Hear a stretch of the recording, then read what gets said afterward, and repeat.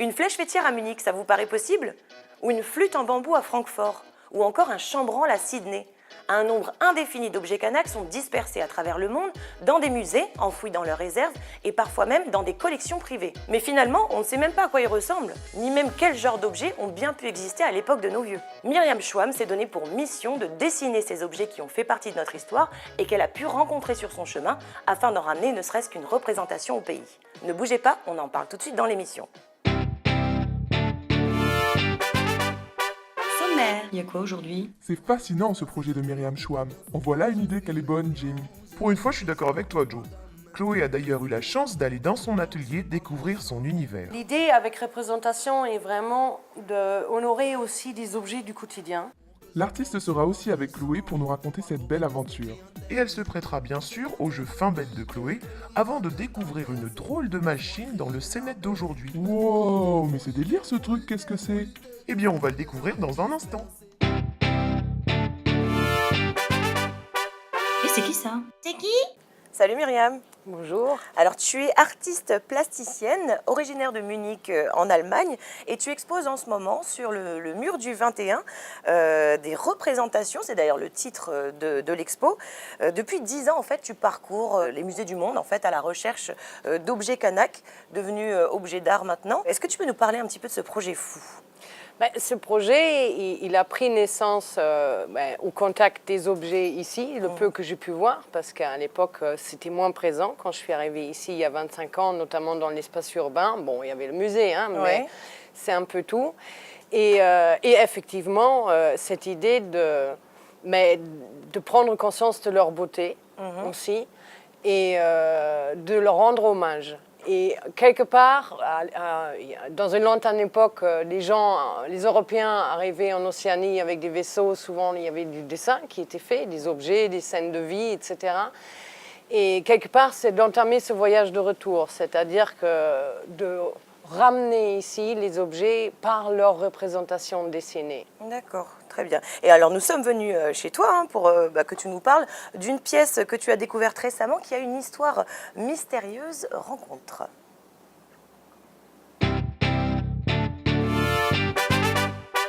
C'est comment? C'est comment? C'est ici.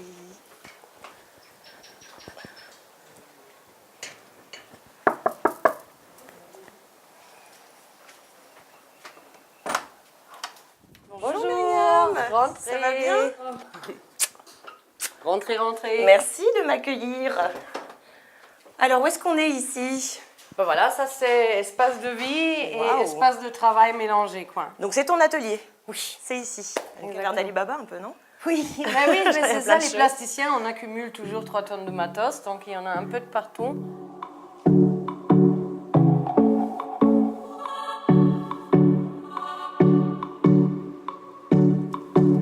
O sentir que trago cresce quando estou longe de mim. Tão perto, mais dentro assim, tão fora daqui. Neste ventre quente e furioso terás sempre um lugar além do depois. Sem ruído, com cor e reserva para dois. Crescer a saber e amar. Certeza sem fim. Quem me vai dizer no amor o que é bom ou ruim?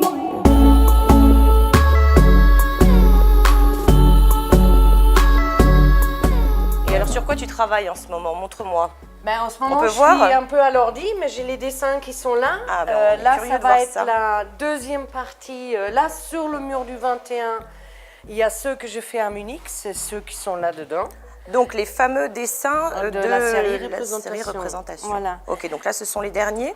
Mais que je fais aussi en octobre. Donc on le voit, j'ai les dates toujours. Il y a toujours le lieu, le musée et puis la date. À Munich. L'idée avec représentation est vraiment d'honorer aussi des objets du quotidien. On n'est pas que dans du statuaire, on n'est pas que dans de l'objet masculin. Créés pour de être guerre, exposés. C'est des etc. objets qui On étaient est utilisés, aussi- qui ont une vie, voilà. quoi, une histoire. Et aussi des objets de femmes et du quotidien. Après, on a des choses comme lui, par exemple, qui est un masque de deuilleur qui était bien caché, C'est-à-dire, tu arrives au musée, tu dis je voudrais le masque de deuil. J'avais la liste en fait des objets et on avait regardé quelques-uns. Il y a quelques-uns, ils ne savaient plus où ils étaient parce qu'ils ont quand même, comme tous les musées, bon, mais là à Munich, c'est à peu près 450 000 objets. Ah oui, oui, oui. Des objets qui, pendant la Deuxième Guerre mondiale aussi, ont dû être mis dans des caisses en plomb pour les protéger, des bombardements, etc. Donc rénovation. Mais elle a fini par le trouver dans un placard. Et ton objectif, c'est vraiment d'être fidèle à l'œuvre C'est d'être fidèle, mais quand même, hein, le dialogue, il est forcément artistique aussi. Hein. Je ne suis pas une dessinatrice scientifique. Oui. Je fais quand même un boulot d'artiste. Donc, je me donne aussi certaines libertés. Alors là, c'est un dessin un peu particulier parce qu'en fait, c'est une fiche. Au musée à Francfort-sur-le-Main, j'ai pu voir les fiches d'objets d'une partie, de la partie new-calédonienne des objets qui ont été détruits pendant les bombardements alliés 1944 sur Francfort-sur-le-Main, donc des objets qui n'existent plus. D'abord, ce qui m'a interloqué, c'est évidemment sa forme, parce que c'est un récipient en terre cuite en forme de U. Pas très grand, parce que sur le dessin, on voit que le dessin a été fait dans une proportion 1/3, donc l'objet devait mesurer à peu près 21 cm de large sur 27 cm de haut peut-être. Le docteur Fritz Sarrazin, il est passé à Francfort en 1913 pour vendre pas mal d'objets de la Nouvelle-Calédonie au musée. Donc si Dr Fritz Sarrazin à Francfort-sur-le-Main demande à ce que l'objet soit photographié pour lui, c'est qu'il a pensé quand même qu'il y avait quelque chose d'intéressant avec cet objet-là. Et donc aujourd'hui, nous n'avons plus que cette fiche, avec ce dessin d'ailleurs assez maladroit de l'objet. Je voulais le ramener aussi dans le cadre de représentation, parce que, mais on ne sait jamais, que les gens y réfléchissent à quoi aurait pu servir cet objet-là. E o sentir que trago cresce quando estou longe de mim. Tão perto, mas dentro assim, tão fora daqui. C'est une sacrée découverte cet objet qui a l'air absolument banal en vérité, et on ne sait toujours pas à quoi il sert d'ailleurs, à quoi il servait en tout cas. Mais la plupart du temps, tes représentations sont celles d'objets qui ont un usage, non ? Oui, souvent Oui. il s'agit vraiment d'objets du quotidien, voire aussi d'objets simples. Je ne suis pas que à dessiner de la grande statuaire, flèche fêtière, etc. Ça peut être des filets de pêche. J'ai même dessiné à Sydney une fois une balle à jouer en toile d'araignée parce que c'est ingénieux quoi, de se servir de l'élasticité de la toile d'araignée pour en faire une balle à jouer. Oui. Et cette balle, elle a son 50 ans aussi.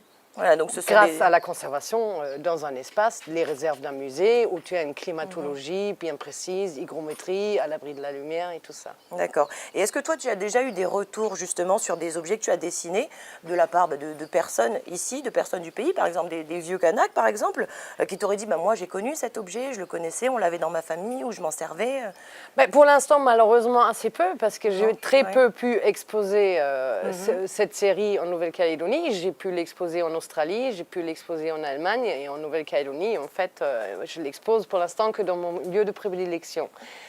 Mais ça va bientôt changer, a priori. Mais bon, le peu de retours que j'ai eus, ils ont toujours été extrêmement chaleureux, extrêmement...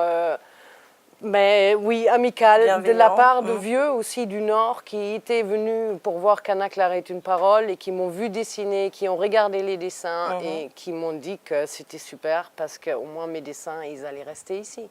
Donc le retour que j'ai, il est super positif. D'accord. Alors avant de poursuivre, tu vas devoir te plier à une tradition de l'émission. Tu vas devoir jurer de dire la vérité, toute la vérité, rien que la vérité, main sur le cœur s'il te plaît. Mais le cœur c'est à gauche. Oui. Donc je jure de dire la vérité, rien que la vérité. Qu'est-ce qu'il faut dire ? Toute la vérité. Toute la vérité. Ok. Alors Myriam, ça fait 10 ans que tu vis ce projet, c'est un bout de vie quand même. Est-ce que ça aurait pas été plus rapide de prendre des photos ? Un photographe dira que c'est beaucoup de travail de faire une très bonne photo et c'est très honorable le travail d'un bon photographe. Ça aurait pu être plus rapide, effectivement, mais c'est absolument pas la même chose. Là, il s'agit d'une œuvre, il y a un dialogue.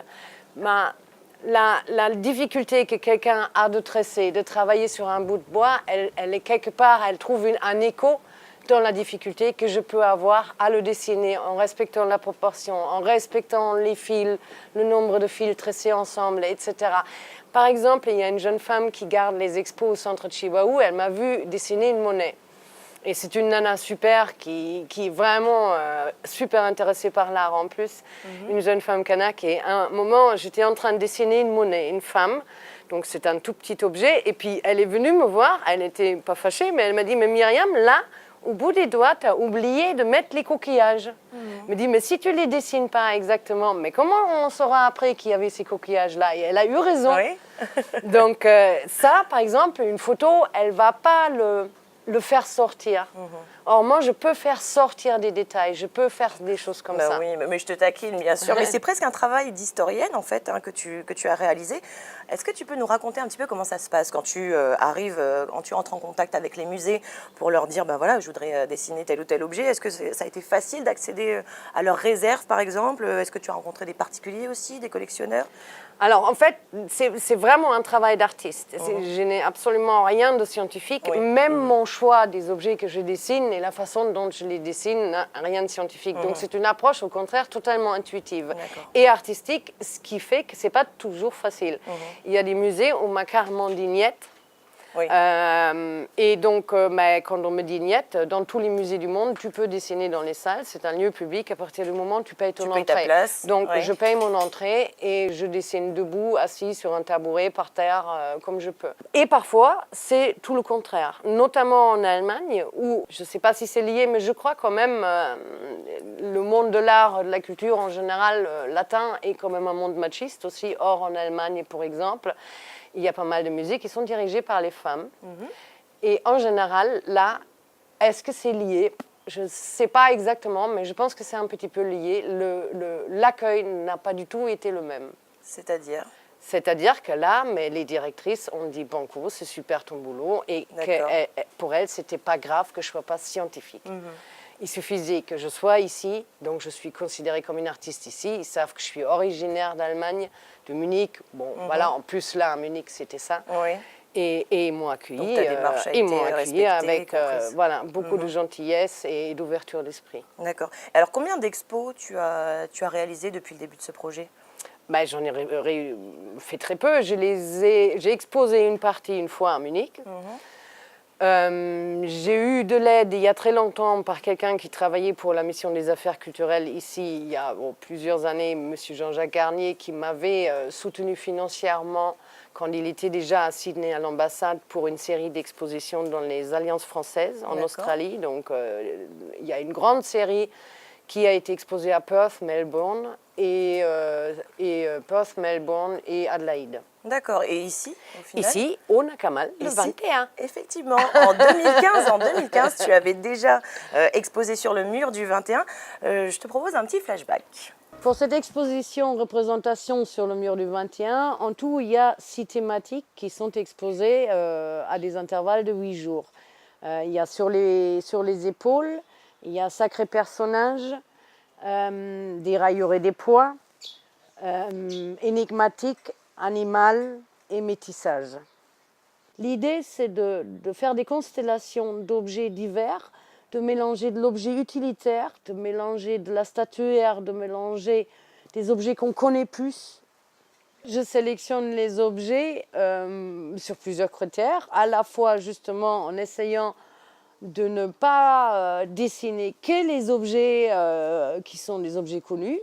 Et après, j'essaie de trouver des objets des femmes, des hommes, des objets de la vie quotidienne. J'essaie aussi d'avoir des objets d'un maximum d'endroits différents parce que c'est intéressant d'avoir des objets de tous les endroits du pays pour montrer cette variété et pour oublier personne et pour oublier aucun coin, aucune tribu, aucun village, aucune région.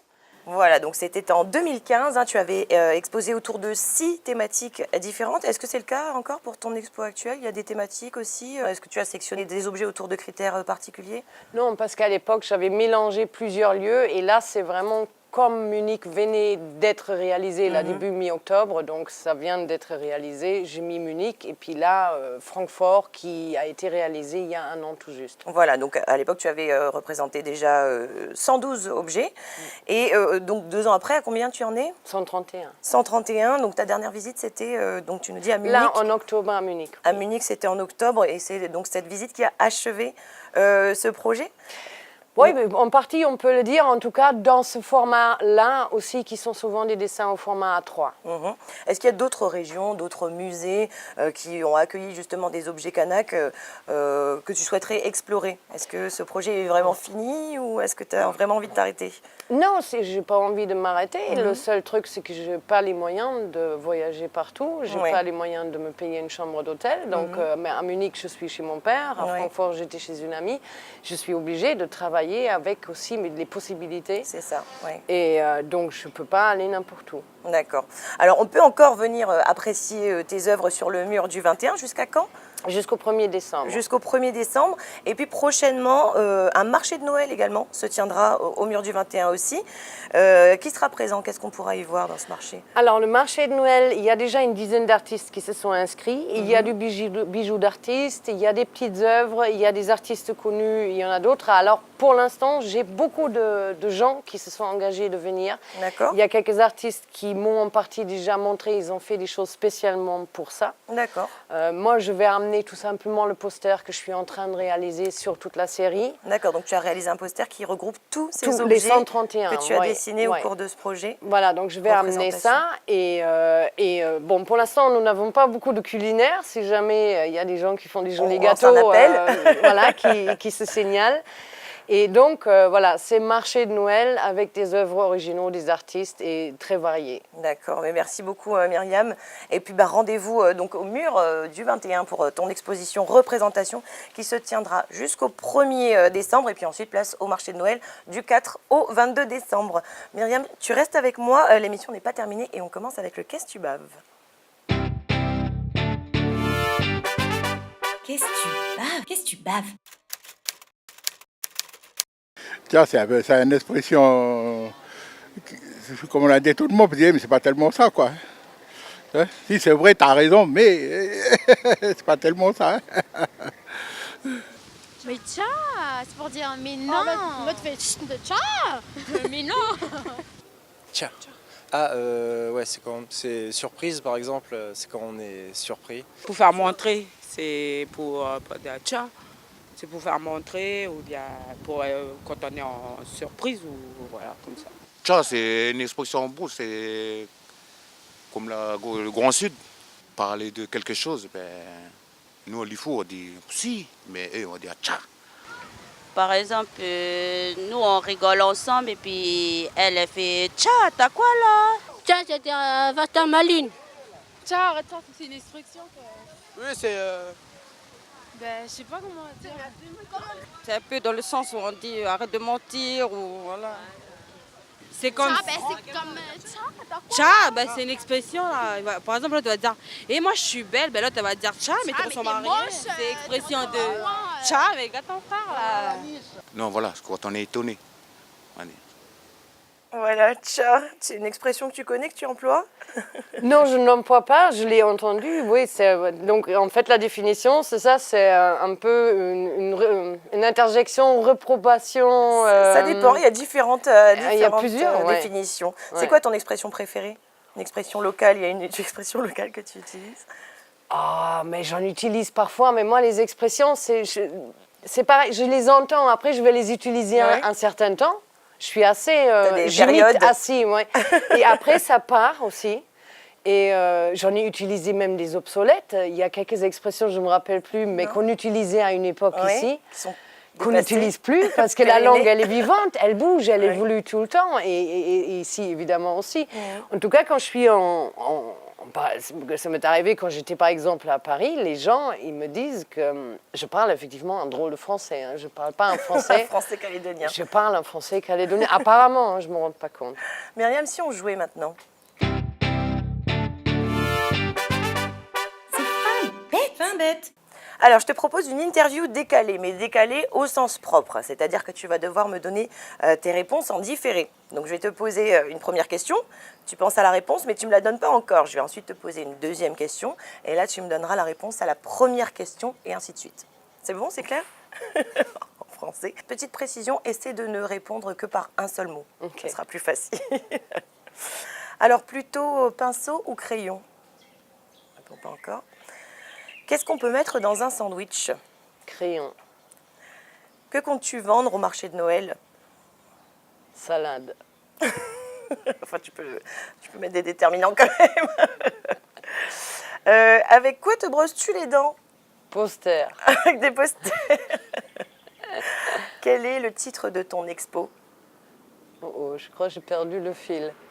Avec du Velleda.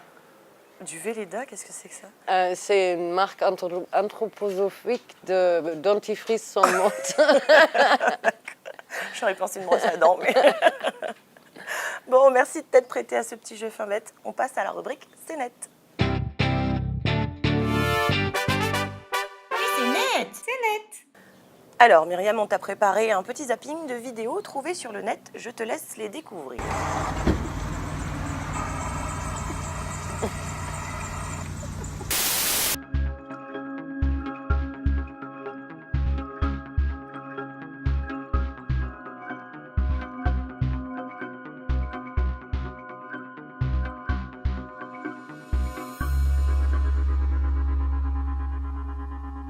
Tu connais cette machine? Ça s'appelle un zootrope.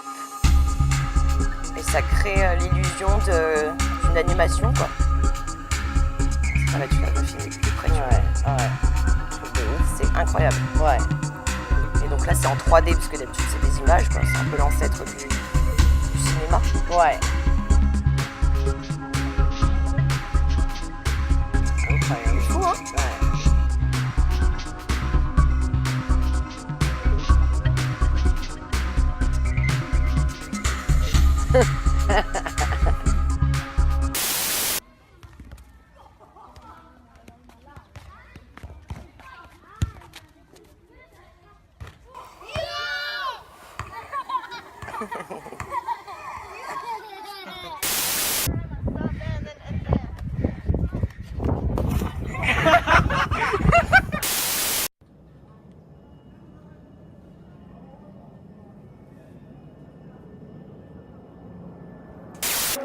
Voilà, il y a une vidéo qui a retenu ton attention. Ben, oui, cette animation, ou fausse animation, c'est super intéressant comme système. Ça s'appelle un zootrope, oui. Un zootrope. Il me semble qu'il y en avait dans les années 20, adjacentes au terrain de la fête de la bière à Munich. Il y avait des systèmes comme ça, archaïques quelque part, de films animés. Et après, bon, les vidéos où les gens se cassent la gueule, ça marche énormément. Et puis, c'est vrai que même si ça fait rire, j'ai quand même du mal avec ça. Parce que c'est la Schadenfreude. Schadenfreude, ça veut dire c'est la gaieté qui résulte du dommage d'autrui. Le malheur des autres, voilà. Qui fait le bonheur des voilà, uns. donc quelque part, je vais jamais, je tombe dessus, ok, mais je vais jamais le rechercher, ce genre d'image, par principe. Et la dernière image en Inde? Ah, mais ça, j'y étais il y a fort longtemps, mais j'y étais il y a 25 ans. C'était comme ça? À Bombay, moi je n'étais qu'à Bombay, mais bon, c'est un pays de fous de toute façon. Ils sont dans les excès, dans le merveilleux comme dans le pire, c'est un pays incroyable. Et c'est vrai on ne voit pas à 2 mètres, hein. Ça fait peur. Hein. Ah non, et puis les gens, ils sont dommages, vraiment. Enfin, c'est dramatique. Bon, Myriam, c'est quoi ton DELS? C'est quoi ton DELS? Alors, forcément, j'aurais envie de partager un lieu culturel. Bon, la salle aime les sports X ou Y, du coup, ça ne sera pas trop mon truc.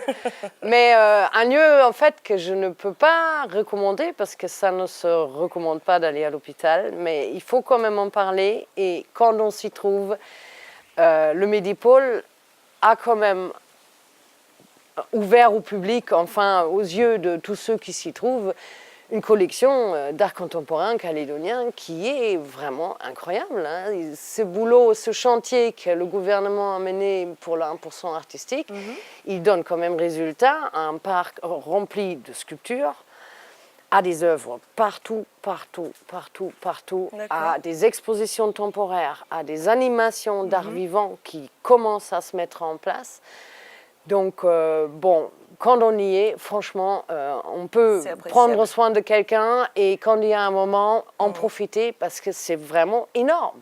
C'est énorme. C'est la plus grande c'est quelque part le plus grand musée de Nouvelle-Calédonie D'accord, aujourd'hui. c'est vrai qu'on ne souhaite pas aux gens d'y aller, Voilà. mais c'est assez atypique comme bon plan. C'est quand même, voilà, c'est quand même un boulot, enfin tous les mérite artistes ont d'être fait un souligné. super boulot, les gens qui ont coordonné tout ça, installé tout ça, la politique derrière quand même, parce qu'il fallait aussi de l'argent pour acheter toutes ces œuvres. D'accord. Mais le résultat est quand même énorme. Très bien, ben, merci beaucoup Myriam Chouam. C'est la fin de l'émission, merci beaucoup d'avoir été avec nous aujourd'hui. On rappelle que tu es artiste plasticienne et qu'en ce moment tu présentes ton expo intitulée Représentation au mur du 21, expo qui est visible jusqu'au 1er décembre et on te retrouve ensuite au marché de Noël, toujours au même endroit, au mur du 21, du 4 au 22 décembre et puis toutes les infos évidemment sur les réseaux sociaux avec, sur la page qui s'affiche. Bon, j'espère que vous avez passé un bon moment. Est-ce que tu as passé un bon moment? Oui. Très bien. Quant à moi, je vous retrouve avec plaisir dès jeudi prochain. Taltoul!